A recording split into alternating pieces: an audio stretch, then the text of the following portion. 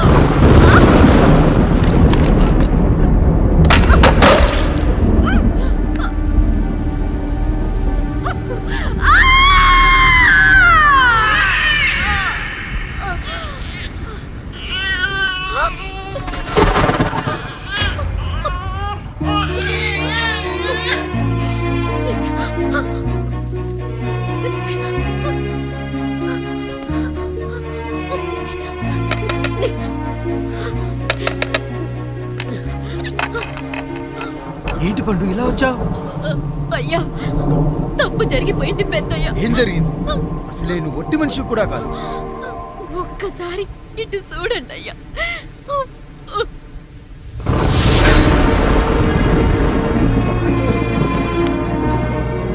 వీడేంటి అచ్చం నాలా ఉన్నాడు? అసలేంటి, ఎందుకు ఇలా జరిగింది? నువ్వు ఎప్పుడైనా చీకట్లో పంపు సైడ్ దగ్గరికి వచ్చావా? మరి అమలాపురంలో శివాలయం దగ్గర రత్నాలు నీకేమైనా అమ్మవుతుందా?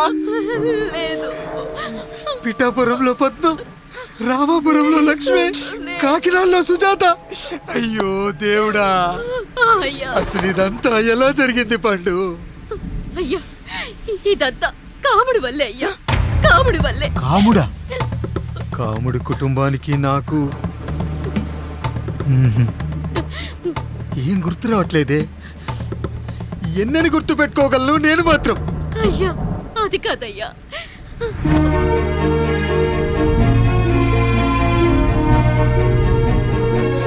అలా రోజు మీ ఫోటో చూసి చూసి అచ్చం మీలాగే పుట్టాడు. అయ్యో, నా పోలికతో బిడ్డ కావాలనుకోవడం ఏంటి పండు? నువ్విలా చేయడం ఏంటి పండు? పోలికల కోసం ఫోటోలు ఎందుకు చూసావు పండు? అందుకే కదయ్యా ముందు ఆ డైలాగ్ చెప్పాను, తప్పు జరిగిందని. ఇప్పుడు ఏం చెయ్యాలయ్యా? స్వచ్ఛమైన మన ప్రేమను ఈ పాడులోకం అర్థం చేసుకోదు. కనీసం మీ ఇద్దరి జీవితం బాగున్నా ఆనందపడేవాని. వీణ్ణి ఇక్కడ ఉంచొద్దు పండు, బయటికి పంపించు. బయటికి పంపించి బాగా చదివించు, గొప్పవాణ్ణి చెయ్యి. వీడికి అయ్యే ఖర్చంతా నేనే భరిస్తా. అవసరమైతే ఆ డబ్బు కాముడి జీతంలో వచ్చేద్దాం. అయ్యా, వెళ్లే ముందు వీడికొక పేరు పెట్టండి అయ్యా. వీడు ఇంకో రాయుడు, అంటే ఇంగ్లీష్లో అండ్ రాయుడు, అండ్ రాయుడు.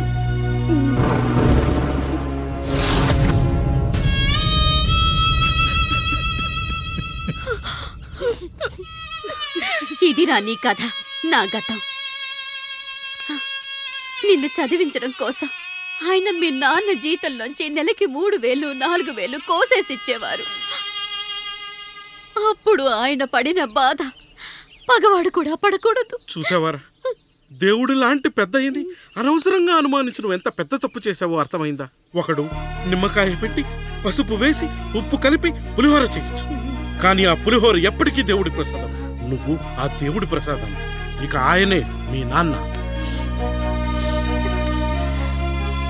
చూసావా అమ్మా, ఈ రోజు నుంచి నాకు 3 అమ్మలు 2 నాన్నలు. నీకు మాత్రం ఒక్కడే భర్త, నాన్నకు మాత్రం ఒక్కటే భార్య. మా నాయనే, అయ్యా, బిడ్డను ఒక్కసారి ఎత్తుకొని తిప్పండి అయ్యా. బాబు, నాన్నా,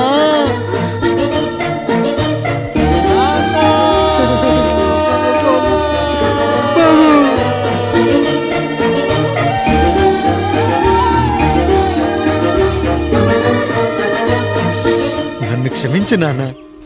ఇప్పటికైనా నిజం అర్థం చేసుకున్నావు. అది నాకు చాలురా, చాలదు నాన్న. నిన్ను ఏలెత్తి చూపిన జనంతో చెయ్యెత్తి దండం పెట్టించాలి. అన్నయ్య కంటే ఆస్తి ముఖ్యమనుకున్న మన కుటుంబానికి గుణపాఠం నేర్పించాలి. ఇక నాకు వదిలే నాన్న, నేను చూసుకుంటా.